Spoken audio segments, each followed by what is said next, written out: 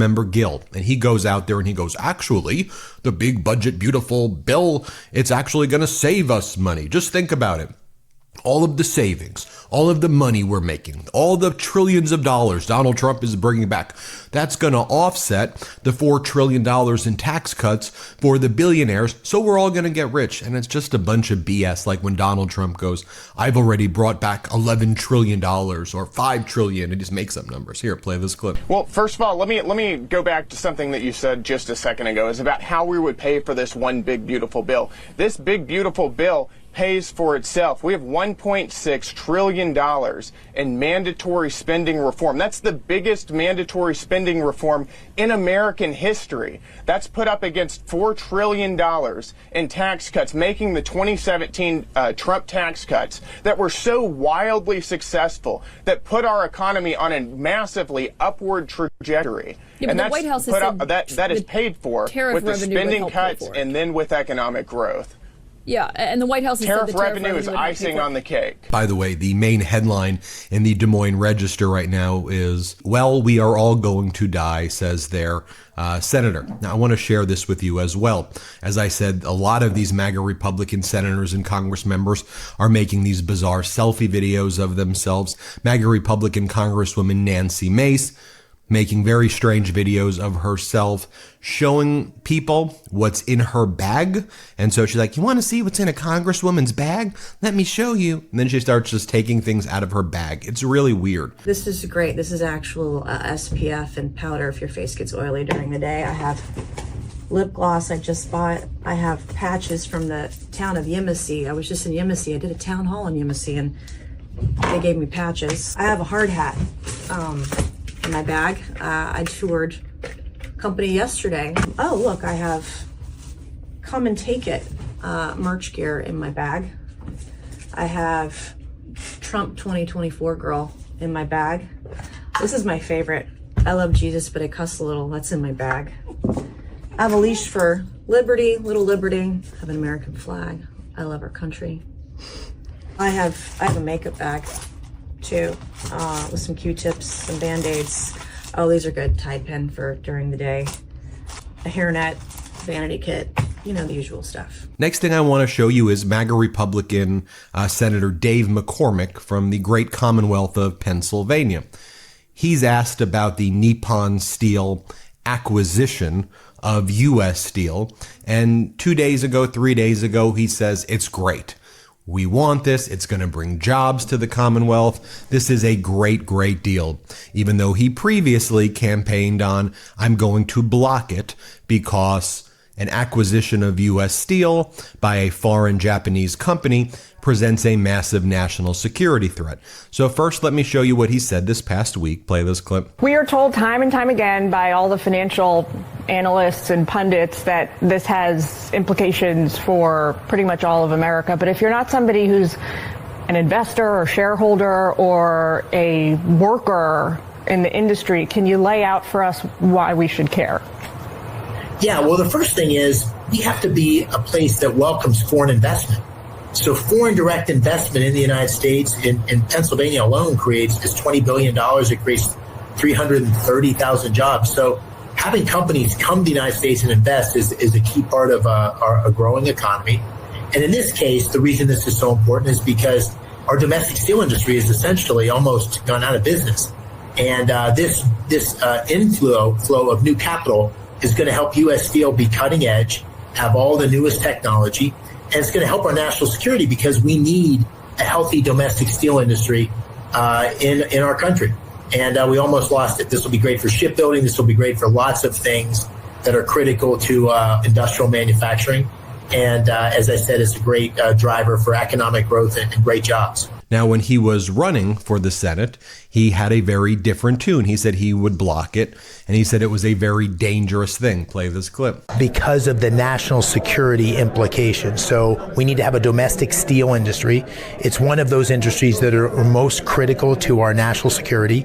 And so we learned during COVID, when our pharmaceuticals were dependent on the outside world, semiconductors, that we need to have critical industries like steel that are made here at home. So the government should or should not block Nippon Steel taking U.S. steel? I said it should block. The government should block it on national security grounds. So what also is going on there is that these MAGA Republicans are now saying, they're lying, and they're saying, actually, it's not an acquisition. It's just an investment. And Nippon Steel is not acquiring U.S. Steel. It's investing in it, and it's just going to be under U.S. control. Well, that's entirely false. The deal hasn't changed since 2024, but Donald Trump goes and he speaks to the steel workers who are at the U.S. Steel factory, and he lies to them. He goes, you're all going to get $5,000 bonuses. It's not going to happen. He says that U.S. Steel is still going to be in control. That's not going to happen. One of the big issues that the United Steel Workers Union is worried about is that all of the commitments that Nippon Steel claims it's making, it's actually to add additional money to their other factories in the United States. And Nippon Steel has been known to favor non-union shops and has been known to engage in a lot of layoffs and doesn't seem to care about American labor laws. So that's one of the big issues. And there's also the national security threat. But when we talk about national security threats, the biggest national security threat is the Trump regime in general right now. I showed this video yesterday, but it's worth repeating here today to show you what these MAGA Republicans are doing, specifically Trump's cabinet. With the election in Poland taking place, there is one candidate for the presidency who is backed by Vladimir Putin. That individual's name is Karol Nawrocki. Karol Nawrocki wants to turn Poland into a satellite nation of Russia, a Putin pawn, a Putin puppet. On the other hand, there's a pro-European Union centrist candidate who's the mayor of Warsaw. Well, Donald Trump and CPAC, the Conservative Political Action Committee, have been holding events and conferences over the past week in Hungary and in Poland where they platform the Trump cabinet members to try to influence the elections to vote for the Putin candidates. So in Poland, Donald Trump sent Kristi Noem, one of his cabinet members, his Homeland Security Secretary. She's the dog killer, the cosplayer who does all the dress up and all the outfits, the really, really weird person. She was the one who stood in the El Salvador concentration camp with her $100,000 Rolex watch and did like pose, selfie, love it. She was, totally batshit insane. But here's Kristi Noem going to Poland to try to interfere in their elections, telling people to vote for the Putin candidate. Watch her. The U.S. Secretary of Homeland Security, Kristi Noem, said that Karol Nawrocki should be the next president of Poland. Speaking at the CPAC conference in Rzeszów in Poland's southeast, Noem also criticized his runoff rival and Warsaw mayor, Rafał Trzaskowski. I just had the opportunity to meet with Karol, and listen, he needs to be the next president of Poland. Do you understand me? It matters who's in charge. I have watched over the years as socialists and people that are just like this mayor out of Warsaw, that is an absolute train wreck of a leader, have destroyed our countries because they have led by fear. They have used fear to control people, and they've used fear to promote an agenda that is not what liberty is about. And even Laura Ingraham is confused about that Nippon Steel deal because she knows that it's an acquisition of U.S. Steel, but now she has to contend with the talking points by MAGA, by Trump and these MAGA Republican senators and Congress members, that it's an investment, and actually the deal hasn't even been done yet.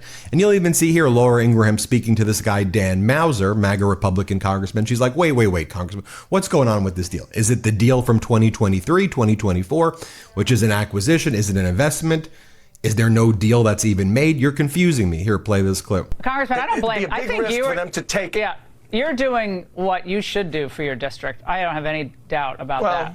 But President Trump campaigned against a deal that would end up with ultimately 51% control of a critical industry like steel in the hands of a foreign entity.